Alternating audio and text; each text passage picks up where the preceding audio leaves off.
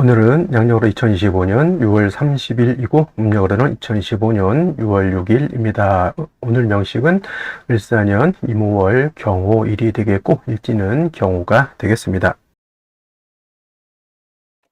자, 사주팔자를 분석함에 있어 제일 중요한 것, 아무리 강조해도 지나치지 않는 것보다 일간과 원령이 가장 중요하다라고 하는 것, 일간의 특성을 아는 것, 그 다음에 원령의 특성을 아는 것, 지피지기면 백전백승이다라고 할 때 나를 안다라고 것은 일간을 아는 것이고요.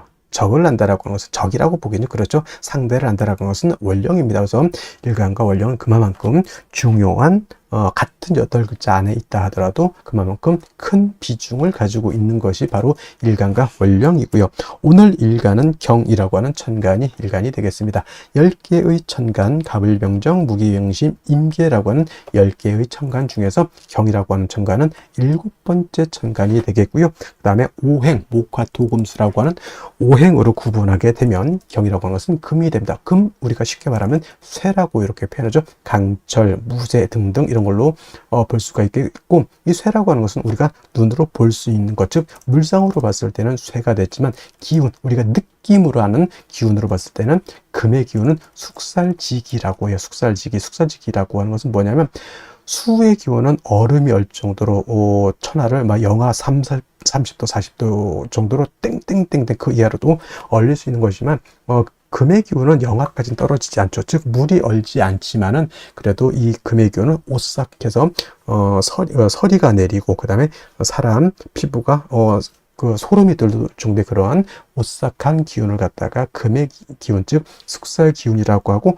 여러분들 명리 배울 때 금의 기운, 즉 숙살 기운이 있어야지만 결실을 얻는다, 이렇게 많이 공부들 하셨으리라 생각이 됩니다. 금의 기운이 강한 그러한 계절이 바로 또 가을이고, 가을 되면은 봄에 심었던 씨앗들, 봄에 심었던 묘종들, 사과나무, 배나무 등등의 어떤 과실수에서도 그러한 결실을 많이 얻게 되죠. 사람도 이제 해가 시작했을 때 올해의 계획을 세우게 되고, 그 다음에 이제 가을이 되면서부터 다시 한번 싹 뒤돌아보죠. 내가 과연 잘 살았는지, 계획을 잘 지켰는지, 내가 생각했던 어떤 결실이 있는지, 이런 것들을 한번 이렇게 생각해 보게 되는 그런 기운이 바로 이 숙살의 오싹한 기운, 이런 오싹함이 있어야 한 해가 이제 저물어 가는구나 라고 하는 그러한 느낌도 알게 된다, 이렇게 볼 수가 있겠죠. 그래서 금이라고 하는 것, 가을의 기운을 말하는 것이고, 그 다음에 이 가을의 기운, 천간으로 경금, 내일 공부하는 신금이 가을이라고 하면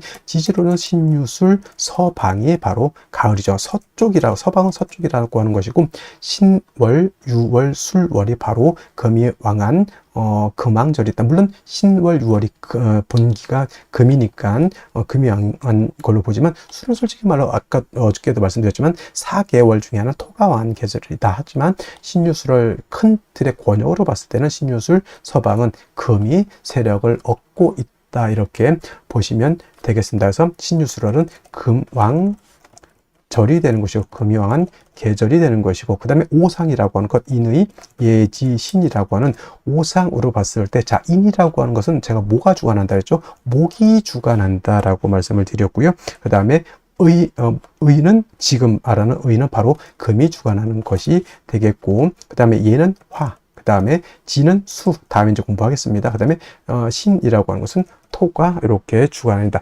금은 이렇게 의를 주관하는 것이다. 그래서 제가 경금이라든가 특히나 이제 신금, 경신금을 보게 되면은, 금이라고 하는 오행을 보게 되면, 예전에는 제가 이 설명을 할 때 관우를 자꾸 설명을 했었는데, 관우 우리나라 장수가 아니죠. 그래서 이제 바꿔왔습니다. 누구로? 이순신 장군, 성웅 이순신 장군으로 명량해전에서 13척의 배로서 300척이 넘는 상대의 전함을 갖다가 깨박살을 낸 아주 희대의 세계사에 없는 그런 업적을 이룬 그런 이순신 장군 같은 분들이 바로 의를 굉장히 중시 여기고, 충의라고 하죠. 충의를 굉장히 중시했었던 그런 분이다라고 해서, 여러분 경금, 신금을 생각할 때는 바로 의, 이순신 장군을 연상하시면 되겠습니다. 근데 이순신 장군이라는 분이 좀 논외의 얘기지만 너무 의만 주관한 것도 아니고 자기 병사들이라든가 자기를 믿고 따랐던 어떤 백성들한테 또 한없이 또 자애로웠던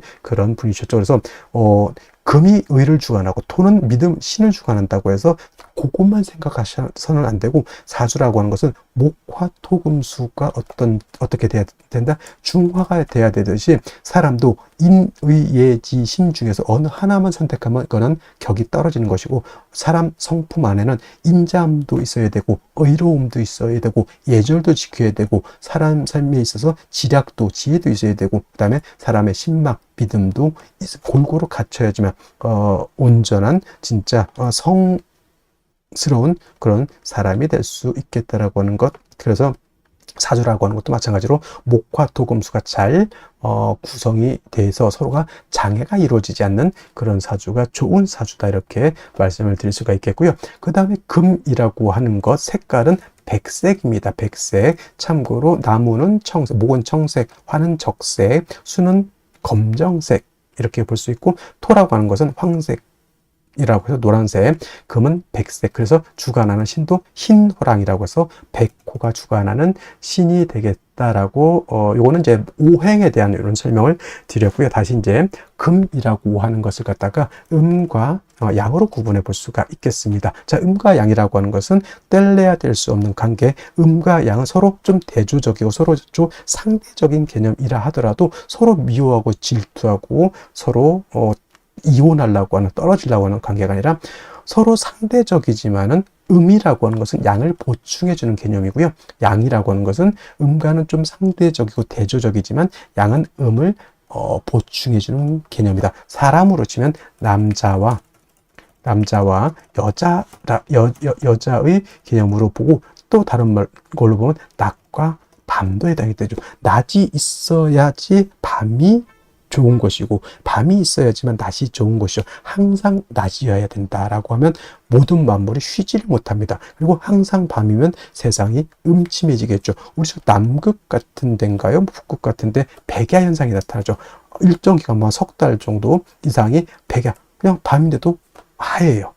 태양 계속 떠 있으니까 사람이 돌아버립니다. 어느 정도 태양이 지고, 우리가 그렇게 살아왔으니까 태양이 뜨고 태양이 지구를 보고 하루가 가는구나 이렇게 보는데, 계속 밤이면 시간이 가는지 시간이 가지 않는지 알 수가 없죠. 시계가 있어야지만 알 수가 있겠다. 그래서 음양이라고 하는 것은 서로 대조적이지만 음은 양을 보완해주고 양은 음을 보완해주는 그러한 개념의 것이다라고 이해해 두시면 좋겠고요. 그 다음에 경금이라고 하는 음령으로 구분하게 된 경금은 양금이 되죠. 양의 기운을 가지고 있는 양금이 되는 것이고, 음금이라고 하는 것이 양금이 있으니까 당연히 음금이겠죠. 내일 공부하게 되는 신금이라고 하는 것이 음의 기운을 가지고 있는 음금이라서 양금인 경금과 음금인 신금 같은 금이지만 음량의 차이가 있다. 자, 양금인 경금은 어떤 금이, 양이라고 하는 것은 좀 강하고 거칠고 투박하고 무겁고 단단한 그런 성향의 금이다라고 봤을 때, 음금은 부드럽고 온기가 있고 잘 휘어지고 광채가 나는 그러한 금으로 볼 수도 있겠죠. 그래서 경금인 양금은 완철금이라고 봅니다. 완철금, 그야말로 순수, 우리가 말하는 금하면 생각하는 그 무쇠 같은 개념, 강철 같은 개념으로 이렇게 경금을 생각하시면 좋겠고요. 상대적인 음금인 신금은 그야말로 금입니다. 보석 같은 거, 금반지, 금귀걸이 같은, 그 다음에 주옥 같은, 도자기 같은 이런 개념. 여러분 핸드폰 살 때 요즘 핸드폰 너무 비쌉니다. 근데 그 액정이라든가 핸드폰, 우리나라 그 삼성 회사 이름을 대면 안 되겠지만, 어떤 회사는 그야말로 알루미늄 스틸 바디인 것이 있고, 어떤 경우에는 그냥 스틸 같은 재질의 어떤 플라스틱 그 바디가 있잖아요. 그런 개념이죠. 그래서 플라스틱도 광채, 목으로도 보지만 플라스틱도 경우에 따라서는 금으로 볼 수가 있겠고, 은,동 여러 가지, 그 다음에 비철 같은 경우도 다 금으로 보죠. 그 다음에 도자기 같은 경우는 토를 굳혀가지고 금을 만들어낸 거고, 콘크리트 있죠. 콘크리트, 이것도 토를 갖다가 물을 부어가지고 여러 가지 재료를 혼합해서 토생금한 것이 콘크리트. 도자기도 토생금에서 만들어낸 금이다. 이렇게 보시면 되겠죠. 여러분이 쓰고 있는 안경 같은 거 있죠. 다 금인데 경금이 아니라 그런 신금이다라고 이렇게 보시면 되겠고, 경금은 무쇠강철과 같으면서 원철이라고도 표현합니다. 원철은 뭐냐면 땅에서 금방 캐낸 자연 그대로의 철을 말하죠. 쇠를 말한다.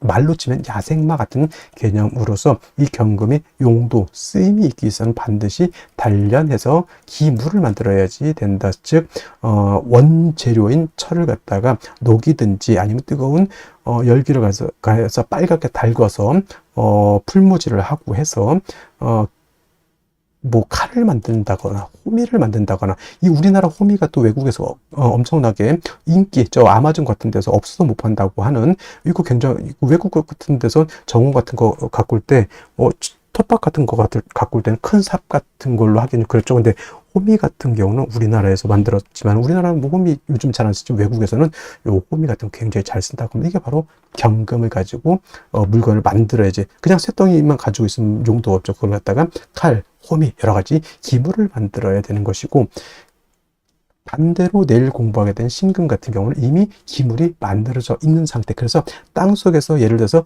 금광석을 캐내 가지고 그거를 불순물을 제거를 하고 해서 여러분들 결혼반지, 금반지, 금귀걸이, 황금두꺼비, 황금 열쇠를 만들었다 생각하시면 돼요. 그래서 신금은 용도에 있어서 다시 불로서 다스릴 필요는 없겠고, 신금은 그 만들어진 보석을 갖다가 깨끗하게 세척만 하면 된다. 도세주옥만 하면 된다. 이때 필요한 것은 뭐다? 임수를 위주로 신금은 용신을 쓰는 것이고, 경금은 철을 갖다가 단련해서 물건, 기물을 만들기 위해서는 임수가 아니라 정화로서 단련해야 된다. 솔직히 병화는 안 됩니까? 병화는 경금을 단련할 수 없겠고요. 경금을 실질적으로 단련할 수 있는 것은 병화가 아니라 정화라고 하는 것 꼭 명심해 두시고, 경금이라고 하는 것이 정화를 쓸 때는 정화 혼자만 있어서는 안 되고 바로 간목이 있어줘야 된다. 제가 정화 설명을 할 때 정화는 뭐와 같다? 등촉지화와 같고 인위적인 불과 같기 때문에, 저 등촉지화 또는 모닥불이라든가 이 불 가지고 경금을 다스리기 위해서는 보다 연료가 충분히 있어줘야 되겠죠. 그 연료 역할을 하는 것이 바로 간목인 것이다. 그래서 경금이 정화를 쓸 때는 간목을 취용한다. 간목이 경금을 취용할 때는 정화를 취용한다. 정화가 있어줘야 된다. 그 다음에 정화가 간목을 쓸 때 너무 인성이 많게 되면 경금으로서 벽값 인정해줘야 된다라고 하는, 경금, 정화, 간목의 트리오적 서로 도와주는 그런 공존 효과 같은 것들도 한번 생각해 보실 필요가 있겠습니다. 그래서 정리를 하면, 경금이라고 하는 일가는 정화, 간목을 위주로 용신을 쓰되, 나머지 글자들은 필요에 의해서 필요하면 쓰고 필요하지 않으면 안 쓴다. 예를 들면 경금이 수가 너무 많으면 무토로서 수를 제할 필요가 있겠고, 경금이라고 하는 것이 화가 너무 왕할 수도 있죠. 이때는 임수로서 화를 억제시켜 줄 수도 있다. 그는 상황에 따라서 예외적으로 쓰는 것이고, 기본적으로 경금이라고 하는 일간의 특성을 봤을 때는 정화, 간목을 떠나서는 수용할 용신이 없다. 나머지는 그때그때 상황에 따라서, 원령의 특성에 따라서 쓸 수는 있겠다 정도 이해해 두시면 되겠습니다. 다음으로 원령에 대해서 알아보도록 하겠습니다. 월령이라고도 하고요, 월지라고도 하고 월원이라고도 합니다. 월령, 월지, 월원이라고 하는 것은 월주의 지지를 말하는 것이고, 이 월지가 중요한 것은 계절의 의미를 가지고 있기 때문에 중요합니다. 계절이라고 하는 것은 춘하 추동을 말합니다. 춘하 추동은 봄, 여름, 가을, 겨울 말하는데, 이 춘하 추동 안에는 왕쇠와 한열의 개념을 가지고 있기 때문에 중요한 의미를 갖습니다. 왕쇠라고 하는 것은 뭐다? 어느 오행이 왕하냐 약하냐를 봅니다. 즉 금이 왕하냐, 수가 왕하냐, 토가 왕하냐, 목이 왕하냐, 화가 왕하냐, 특히나 일간이 왕하냐 약하냐, 이것도 매우 중요하고요. 그 다음에 한열이라고 하는 것은 이 사주가 더우냐 추우냐 이거를 보는 겁니다. 겨울에 태어나게 되면 이 사주가 굉장히 추운 것이고요, 여름에 태어나게 되면 이 사주가 굉장히 더운 것이죠. 그래서 왕세와 한열이라고 하는 것은 반드시 중화가 이루어져야지만 좋은 사주가 된다, 이렇게 보시면 되겠습니다. 자, 태어난 월령, 지금은 이제 5월이 되겠습니다. 5월 절기로 보면은 망종과 하지로 이렇게 구분이 되어 있죠. 망종이 되어야지만 월이 4월에서 5월로 이렇게 변환이 되는 것이고요. 하지라고 하는 것은 1년 12달 중에서 가장 낮이 길고 밤이 짧은 시점을 말한다. 그래서 하지가 되게 되면은 양은 극에 달하고 이때 일음이 시생하게 된다라고 하는 점, 이 정도만 알아두시면 좋겠고요. 계절을 보게 되면 여름이 되겠습니다. 4, 5, 미, 월이라고 하는 계절은 여름이 되죠. 4월은 초하라고 하고요. 지금 5월은 중하라고 표현을 하고, 그 다음에 미월은 늦여름이라고 해서 모하로 이렇게 표현하죠. 그래서 4월, 5월, 미월이라고 하는 것은 화가 왕한 화왕절이 되면서 여름이죠. 매우 뜨겁고 건조하다라고 해서 조열하다라고 하는 이러한 표현을 쓰게 되죠. 염상절이라고도 하고요. 또는 염천지절이라고 하는 표현도 쓰게 됩니다. 그래서 4월, 5월, 미월은 매우 뜨겁다. 한열의 개념에서 볼 때는 매우 열한 그러한 계절이 되겠습니다. 그래서 반드시 조후라고 하는 것이 필요하죠. 조후라고 하는 것은 계절의 어떤 뜨거운 것 또는 차가운 것을 적절하게 조절시켜 주는 것을 말합니다. 특히나 4월, 5월, 미월은 뜨거운 여름이기 때문에 수가 반드시 있어서 뜨거운 열기를 갖다가 식혀주는 것이 필요하고요.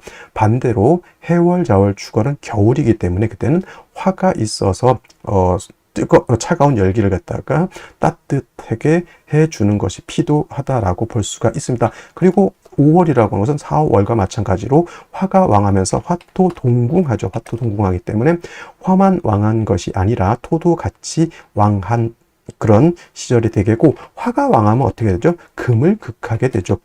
화극금. 그래서 4월, 5월 같은 경우는 화가 굉장히 왕하기 때문에 상대적으로 그 다음에 금은 약해지는 것이고, 그 다음에 4월은 화가 임관지가 된다고 했고, 지금 5월은 화가 제왕지가 됩니다. 근데 반대로 수라고 하는 것은 4월에 절지가 되는 것이고 5월에는 절퇴지가 됩니다. 그래서 수도 5월엔 굉장히 약하게 되죠. 그래서 조를 할 때는 반드시 수를 필요로 하는데 수만 딸랑 있어서는 안 되고 반드시 금이 있어서 수를 보좌해주는 그러한 틀로 가야지만 사주의 중화를 이룰 수 있게 되는 것이다. 이것이 바로 5월의 특징이다라고 볼 수 있습니다.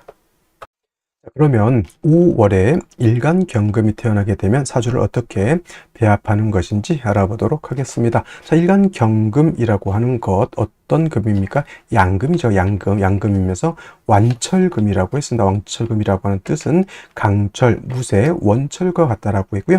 금방땅에서 캐낸 그러한 금과 같아서 원래 경금이라고 하는 것은 정화로서 단련하고 감목으로서 정화를 보좌해주는 것을 기본적인 용신추용법으로 갖고 있는데, 이 경금이 태어난 원령을 보게 되면 5월이죠.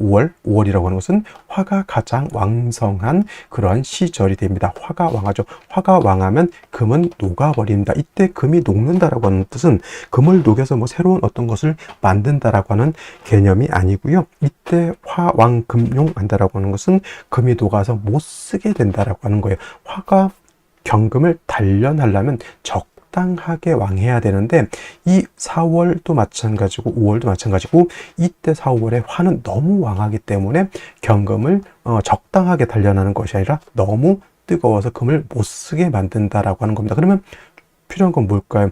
뜨거운 열기를 갖다가 적절하게 조절시켜 주는 것이 필요하고요. 뜨거운 열기로 인해서 경금이 약간 퇴색되고 약간 티끌이 묻은 그런 것들도 약간은 세척을 해줄 필요가 있습니다. 예를 들면은 용광로에서 시뻘겋게 달궈진 그런 금을 갖다가 물이라든가 기름에서 이렇게 담금질한다 이렇게 보죠. 그래서 5월에 경금이라고 하는 것은 조후도 해야 되고요. 경금을 담금질도 해야 될 필요가 있게 되겠죠. 이거를 할 수 있는 것은 또 마찬가지로 수가 있어줘야 되겠고, 임수와 계수가 있는데 제가 간목, 을목은 계수, 무토, 기토도 계수, 물론 5월에 무토라고 하는 것은 임수를 추용하지만 기본적으로 생육을 위해서 쓰는 것은 개수를 위주로 쓴다. 그리고 보광, 수보, 양광이라든가 세진, 세척을 하는 경우에는 임수를 쓴다라고 했죠. 그래서 5월에 경금이라고 하는 것은 개수라기보다는 임수를 얻어서 경금을 갖다가 당금질, 즉 세진세척하는 용도로 쓰고요. 물론 임수가 5월에 뜨거운 열기를 갖다가 조절도 시켜, 조후도 시켜줄 수는 있지만 조후의 개념은 역시나 개수라고 하는 것이 있는 것이 필요하겠죠. 그래서 5월의 경금 또한 임계수를 동시에 쓰면 금상첨화가 되겠지만은 만약에 수가 하나만 있어줘야 된다라고 하면 5월의 경금이라고 하는 것은 개수보다는 임수를 중요한다. 임수는 경금을 세진세척하고 개수는 5월의 뜨거운 열기를 조절시켜주는 역할인데 개수가 없다라고 하면 이가 없으면 잇몸으로 임수가 5월의 뜨거운 열기도 조절하면서 경금을 당금질 할 수, 세진세척 할 수 있다. 단 필요한 것은 5월에 수가 약하기 때문에 이 또한 마찬가지로 비경겁제인 금이 있어서 임수를 도와주지 못한다고 하면 화다하면 어떻게 되겠습니까? 화다하면 금용도 되지만 화다하면 물이 고갈돼서 날아가 버리죠. 그래서 물이 마르지 않도록 비경겁제가 있어서 수를 갖다가 도와주는 구조가 되어야 된다. 이렇게 볼 수가 있겠습니다. 자, 다시 오늘의 명식을 살펴보도록 하겠습니다. 자, 오늘 명식 경금 일간이 5월에 태어난 사주 명식이 되겠고요. 사주로 볼 때는 가장 중요한 것 일간이 어떤 일간이냐, 그 다음에 두 번째로 월령이 어떤 월령이냐를 가장 먼저 살펴보셔야 되겠고요. 세 번째로 중요한 것 격국과 용신이라고 하는 개념이 있습니다. 자, 격국이라고 하는 것은 사주 8글자가 그냥 있는 것이 아니라 서로 견제와 균형을 이루고 있다. 어떤 틀 속에서, 어떤 구성 속에서 서로 견제와 균형을 이루고 있는데 그 틀을 보는 것이 격과 국을 본다라고 하는 것이고요. 용신이라고 하는 개념은 이 사주 8글자 중에서 이 사주를 중화시킬 수 있는 가장 핵심적인 요소를 우리가 용신이라고 하는데, 자, 흔히 이렇게 물어봅니다. 선생님, 어떤 사주가 좋은 사주이고 어떤 사주가 나쁜 사주냐라고 물어봤을 때 격국이 명확하게 보이고 용신이라고 하는 것이 한 사주, 격국과 용신이 뚜렷한 사주가 좋은 사주가 되는 것이고, 그렇지 못한 사주는 나쁜 사주, 이렇게 볼 수가 있겠습니다. 사람도 이렇게 보게 되면 의식이라든가 자기 주관이 명확한 친구가 있고, 그렇지 않고 내가 뭘 해야 되는지, 내가 어떻게 살아야 되는지가 명확하지 않은 사람이 있습니다. 물론 부모님들이 잘 살아서 이렇게 해줄 수도 있겠지만은 한 개인을 봤을 때는 주관과 어떤 지구력과 그 다음에 어려운 것을 밀어붙일 수 있는 그런 힘이 있어야지만 좋은 현명한 사람이 될 수 있겠죠. 그것이 바로 격국과 용신이라고 하는 것, 이렇게 생각하시면 되겠고요. 자, 용신이라고 하는 것은 이 사주를 중화시킬 수 있는 가장 핵심적인 요소라고 했는데, 그렇다라고 하면 용신은 무엇을 중화시키는 것이냐라고 봤을 때 두 가지가 있습니다. 왕세와 한열이라고 하는 개념이 있는데, 왕세라고 하는 것은 왕상휴수라고도 하는데 사주 8글자 안에 있는 목화토금수라고 하는 오행 중에서 어떤 오행이 왕하고 어떤 오행이 약하냐, 이걸 보는 것인데, 그 중에서도 가장 중요한 것은 역시나 일간이 왕하냐 약하냐, 이것이 중요합니다. 그래서 일간이 어느 정도 힘도 있고 강단이 있으면 이 사주를 끌고 갈 수 있는 힘이 있는 것이고, 일간이 너무 해서 문제가 되거나 너무 극왕해서 문제가 되면은 사주를 끌고 갈 수 있는 힘이 부족하게 된다. 이 사주를 끌고 간다라고 하는 건 무엇을 끌고 가는 것이냐? 나의 삶을 끌고 가는 것이다. 이렇게 보시면 되겠습니다. 그래서 왕세라고 하는 개념, 이렇게 이해를 해 주시면 좋겠고요. 그 다음에 한열이라고 하는 개념은 한난조습이라고도 하는데, 이 사주 8글자 안에는 그냥 글자가 있는 것이 아니라 시간의 개념과 공간의 개념을 같이 가지고 있습니다. 그래서 사람, 동물, 식물도 시간 안에서 공간 안에서 살게 되는데, 그 공간 시간이 너무 춥거나 너무 더우면 안 될 것이고요. 너무 건조하거나 너무 습해도 좋게 될 수가 없겠죠. 그래서 사주라고 하는 것은 중화, 무엇을 중화? 왕세와 한열이 잘 중화된 사주가 좋은 사주라고 보는 것인데, 자, 왕세를 보는 것 억부용신법이 될 것이고, 한열을 보는 것은 조후용신법이 되겠습니다. 사주를 볼 때 용신법 크게 5가지가 있는데, 그 중에서 가장 중요한 것, 여러분들이 꼭 알아둬야 될 것은 바로 이 억부용신법과 조후용신법이라고 하는 것 꼭 기억해 두시고요. 자, 격국과 용신이라고 하는 것도 결국은 일간과 원령이라고 하는 토대 위에서 살펴볼 수가 있겠습니다. 일간 경금, 양금이 될 것이고요. 월지는 오화는 음화가 되겠습니다. 그래서 채양용음이라고 하죠. 채양용음이라고 해서 몸체는 양이지만 쓰는 것은 음으로 쓴다. 왜 그럴까요? 오화는 그 지장간을 봤을 때 초기 병화가 있고요. 중기 기토가 있고 정기가 정화죠. 본기는. 그래서 몸체는 양이지만 쓰는 것은 음으로 쓰게 된다. 사람으로 치면 남자인데 성향이 여성과 같다. 이렇게 보면 되겠습니다. 그래서 채양용음 꼭 이해해 주시면 좋겠고요. 경금이 5월에 태어나게 되면 양대 음의 관계가 성립이 되는데 월지에 있는 오화가 일간인 금을 극한다. 화극 금의 관계.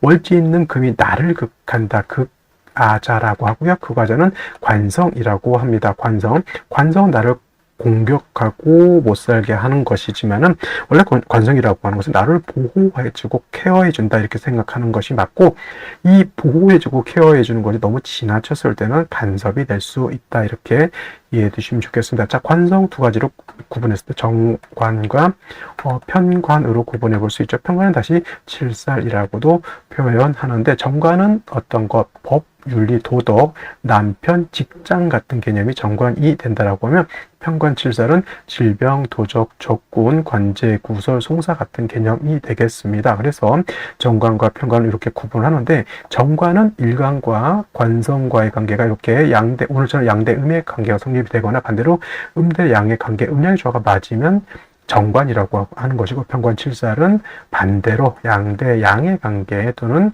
음대음의 관계가 성립이 돼서 음대음, 음양의 조화가 맞지 않으면 편관칠살이라고 합니다. 오늘은 양대음의 관계가 성립이 되죠. 그러면 5월의 경금은 정관 격이 되는 것이다 이렇게 볼 수 있는데, 5월은 화왕절이 되겠습니다. 화가 제왕지가 돼서 매우 왕한 반면에 화가 왕하면 화가 금을 극하기 때문에 일간경금은 신약이 되겠죠. 그래서 5월의 경금이 태어나게 되면 어떤 사주, 일간은 약한데 관성, 정관이 왕한 사주가 된다 이렇게 볼 수 있죠. 정관은 법, 윤리, 도덕이라고 말씀을 드렸고, 우리가 흔히 정관 좋은 것이다 라고 이렇게 많이 배우지만은 일간이 간 경우에는 정관도 마치 칠살과 같이 작용할 수 있습니다. 그리고 5월은 염상절이죠. 매우 조열한 그런 구조가 되기 때문에 화가 왕해지게 되면 화왕, 금용이 될 수 있다라고 하는 점, 경금을 단련해야 되는데 경금 독에서 완전히 못 쓰게 만들어 버리는 그런 구조가 되는 겁니다. 그래서 5월에 경금이 태어나게 되면 일단 중요한 것, 뜨거운 열기를 갖다가 식혀주는 것이 필요하고, 경금이 너무 뜨거워지는 것도 막아야 되겠죠. 그래서 반드시 식상인 술을 얻어서 경금을 세진 또는 세척하고 5월에 뜨거운 열기를 갖다가 조절시켜서 쉽게 말하면 뜨겁게 올라간 보일러를 갖다가 기온을 낮춰준다 이렇게 생각하면 돼요. 임수가 있어도 좋겠고 개수가 있어도 좋겠는데, 임수가 있으면 임수는 조후도 하고 경금을 세진도 할 수 있지만은, 만약에 개수만 있다라고 하면 이 개수는 조후는 가능하지만 경금을 세진, 세척할 수는 없다. 두 개 다 있으면 더 좋겠죠. 뭐 임수로는 세척하고 병화가 5월에 태어날 때 임계수가 있는 것처럼 하나만 있어줘야 된다. 반드시 임수를 채용하는 것이 경금 입장에서는 좋을 것이다 라고 볼 수가 있겠고, 또 5월에 금도 약하지만은 수도 약하죠. 같은 비경겁제인 경금이라든가 신금 같은 것이 있어서 수를 생겨주면 좋을 것인데, 청간의 경금보다는 지지로 신유금이 있어서 경금의 뿌리를 만들고 임수를 생겨줄 수 있다고 하면 이 또한 금상첨화가 될 것이다 이렇게 볼 수가 있겠습니다. 자, 먼저 연지 보도록 하겠습니다. 연지 4화를 얻었습니다. 월지 5월 굉장히 화가 왕한 화왕절이 되겠고요. 굉장히 뜨겁고 건조한 조열한 그런 시절이 되겠습니다. 12달 중에서 화가 가장 왕성한 시절이 바로 이 5월이라고 했는데, 연지에서 화가 하나 더 가중되게 되면 그 조열함은 더욱더 커지게 되겠고요. 또 문제 일지에서 5화를 또 봤습니다. 이거 거의 지지로 우리가 쉽게 말하면 불바다 같은 것이고, 화가 너무 왕하게 되면 어떻게 된다 했죠? 화가 너무 왕하면 금은 녹아버립니다. 이 녹는다라고 하는 것은 여러분들 생각할 때 경금 어차피 녹여서 기물을 만드는 거 아니냐 이렇게 얘기할 수 있겠지만은, 여기서 화왕금용이라고 하는 뜻은 우리가 쓸 수 있을 정도의 화가 아니라 너무 지나쳐서 금을 못 쓰게 할 정도의 그런 뜨거운 열기를 생각하셔야 됩니다. 화왕금융이라고 하는 것은 금이 녹아서 완전히 못 쓸 정도의 그런 뜨거운 열기, 당연히 이 뜨거운 열기를 조절시켜 주는 것, 낮춰 주는 것이 필요하다라고 볼 수 있는데, 연간의 을목이라고 하는 정제가 있는데, 이것도 마찬가지로 정제는 목은 결국은 뭐가 되죠? 하는 일이 목생화, 화를 생해서 더욱더 화를 강하게 하고, 을목 입장에서 보면 화가 너무 많게 되면 화다, 목, 분 이렇게 되죠. 화가 너무 왕해서 수가 없어서 저 화를 통제를 못한다고 하면, 목은 불에 타서 재가 돼서 화를 더욱더 가중시켜주는 역할을 합니다. 반드시 물을 얻어서 뜨거운 열기를 조절시켜주고, 그 다음에 경금, 너무 뜨거워진 달궈진 경금을 세진세척할 필요가 있는데, 월간 보면 당연히 임수라고 하는 것이 있어서 용신으로 취용할 수 있겠죠. 이 임수는 물론 목을 생한다라고 하는 개념보다는 항상 사주를 분석할 때는 오로지 아주 이기적으로 일간을 위주로 해야 한다. 그래서 일간은 뭐예요? 일간 입장, 경금 입장에서는 뜨거운 열기를 낮춰주고 나를 깨끗하게 세진세척하는 것이 필요한 거다. 여기서 뭐 목을 살리는, 뭐 나무를 키워야 되는 이런 별개의 문제예요. 항상 일간을 아주 이기적으로 주체로 해서 사주를 판단해야지만 사주를 옳게 판단할 수 있다. 문제가 어디 있습니까? 임수를 얻긴 얻었지만 임수의 뿌리가 있습니까? 없습니까? 전혀 없다. 이렇게 되게 되면 화가 왕하면 수는 어떻게 된다 그랬죠? 화왕, 수갈, 수가 말라버린다. 말라버린 화다 수갈이죠. 화다 수갈, 말라버릴 수밖에 없는 그런 구조가 되어 있습니다. 반드시 생시에서는 수의 뿌리를 얻어야 되고요. 또 한 가지, 일간경금이 아무리 사화가 금의 장생처라 하더라도 화가 이렇게 왕하면 금이 녹아버리죠. 당연히 금의 뿌리도 하나 정도 얻을 수 있다고 하면 좋을 것이다 라는 생각이 듭니다. 자, 그러면 생시를 보면서 설명드리도록 하겠습니다. 자, 생시 제1 먼저 병자시를 보도록 하겠습니다. 자, 병자시가 되게 되면 문제는 뭐냐? 5월에 화가 이렇게 많은데 병화가 투출하게 되면 화는 더욱더 강해질 것이고요. 자수를 얻어서 임수가 뿌리를 얻는가 싶었더니 좌우충이 되죠. 그러면 자수가 깨박살이 납니다. 쇠신 충왕 왕자발, 쇠신 충왕 왕자발이라고 해서 쇠신이 왕신을 충하게 되면은 쇠신은 뿌리가 뽑혀버린다. 이렇게 되는 거죠. 쇠신이 왕신을 충하게 되면은 왕신이 더욱더 성질을 내겠죠. 쉽게 말하면 초등학생이 진짜 하룻강아지 범 무슨 줄 모르고 하룻강아지가 범을 건드리는 것이 바로 이 쇠신 중앙 왕자발이다. 이렇게 생각하시면 되겠고요. 병술씨는 그러니까 병자시 매우 좋다, 나쁘다, 매우 안 좋다. 병술시는 오술합의 병화 투출돼 있죠. 수는 마를 것이고 금은 녹을 것이고 목은 재가 돼서 날아갈 것이다. 운이라도 금수운으로 가는 것이 좋겠다라고 하는 점. 정축시 물론 이것이 완전 좋게 볼 수는 없겠지만은, 일단은 정축시는 뭐가 좋으냐면 축토를 얻었다라고 하는 점이 좋습니다. 축토는 우리가 항상 숙초는 물기를 가지고 있는 습토이기 때문에 임수가 저게 통근할 수 있겠고 경금도 통근할 수 있습니다. 오중 정화가 투출돼서 물론 경금이 좀 화가 너무 왕한 것도 문제가 되겠지만, 일단은 축토를 얻어서 일간 경금이 일단 존립은 하겠고요. 그 다음에 임수가 불을 두고 있어서 화를 억제시켜보자 하는 의지는 발생했다. 이렇게 볼 수가 있겠습니다. 운은 어디로 가야 되겠습니까? 당연히 금수운으로 가야 되는데, 이 구간, 특히 여명으로 태어났을 때 이 구간은 조심을 해야 된다. 왜냐? 사해충, 좌우충 두 개 쌍으로 20년간 걸린다라고 하는 점 꼭 기억해 두시기 바라고요. 무인시 그나마 수가 뿌리가 없어서 걱정인데 무토 투출돼서 요거 깨박살을 내버렸습니다. 요거 뭐예요?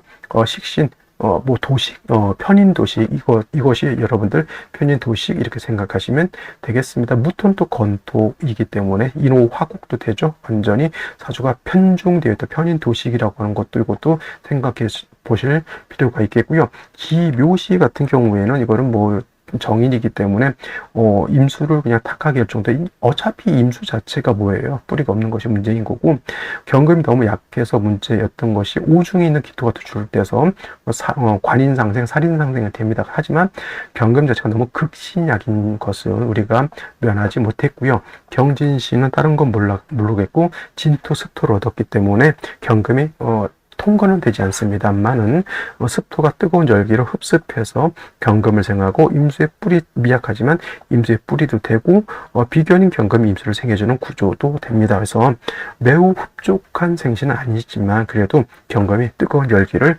버틸 수 있는 힘은 얻었다. 이 정도밖에 되지 않는다. 신사시 겁재인 신금이 임수 생하는 구조이지만 역시나 지지로 완전 4, 4, 5, 5 그죠? 그럼 누가 버리면 경금도 화왕금룡인데 신금이 살아남겠냐고요. 운은 금수운으로 갈 수밖에 없는 구조. 이못이 역시나 임수 두 개인들 뭐합니까? 지지로 뿌리가 없는데 오늘 중에서 그래도 한번 버텨볼 생시 갑진시 되겠습니다. 임수가 신의 뿌리를 둘 수 있죠. 경금도 신의 뿌리를 둘 수 있습니다. 간목은 화를 생해주는 역할을 하지만 화가 왕한데 굳이 재성이 화를 생할 필요는 없겠다 이렇게 보여지고요. 남녀 불문하고 남자도 뭐 솔직히 여기 구간이 목화운이긴 한데 목화 신사에서 이렇게 모운이긴 한데 그래도 일간이 뿌리가 있는 음력 굉장히 중요합니다. 오늘만 생각해서요. 오늘만 내일 모레 엊그제 이렇게 생각하면 그 날 중에서 좋은 날을 선택하지만 이 강의는 오늘만 생각하는 겁니다. 그래서 오늘만 생각할 때는 갑신시 또는 정축시 두 가지가 제일 좋아 보이고 그다음에 이도저도 아니고 그냥 졸림만 한다. 경진시 이렇게 볼 수 있겠습니다. 을료시 같은 경우에는 유금이 있어서 경금이 뿌리는 둘 수 있다라고 하지만 유금하고 신금하고 차이는 신금은 임수가 통근이 가능하지만 유금은 임수가 통근이 가능하지 않다라고 하는 점. 그다음에 또 한 가지 그래도 선택해 볼 수 있는 것 정해시가 되면 해수의 임수가 뿌리를 얻죠. 하지만 경금 자체가 뿌리가 사중경금이기 때문에 화가왕에서 이 경금이 요거는 좀 약한 단점이 없지 않아 있습니다. 그래서 이것도 한번 고민을 해보는데 저라면 갑신시, 정축시, 경진시, 정해시 이 정도 선에서 선택하는 것 이렇게 정리를 해볼 수 있겠고요. 오늘 중요한 것 여명으로 태어났을 때 42, 52 무자대운 정해대운 무자대운 때 좌우충, 사해충 이것도 생각해 보셔야 된다라는 말씀을 드리겠고요. 당연히 남자도 병자대운, 의뢰대운 때 좌우충, 사해충 이렇게 되겠죠. 그렇게 따지고 보면은 생시가 뭐 아무리 갑진시라 하더라도 여명의 경우에는 4, 50대, 남자의 경우에 5, 60대 이렇게 70대 이렇게 볼 수 있겠네요. 노년에 조금 곤혹이 있지 않을까 이런 생각이 듭니다. 자, 오늘 여기까지 설명드렸고요. 저는 내일 또 찾아뵙도록 하겠습니다. 감사합니다.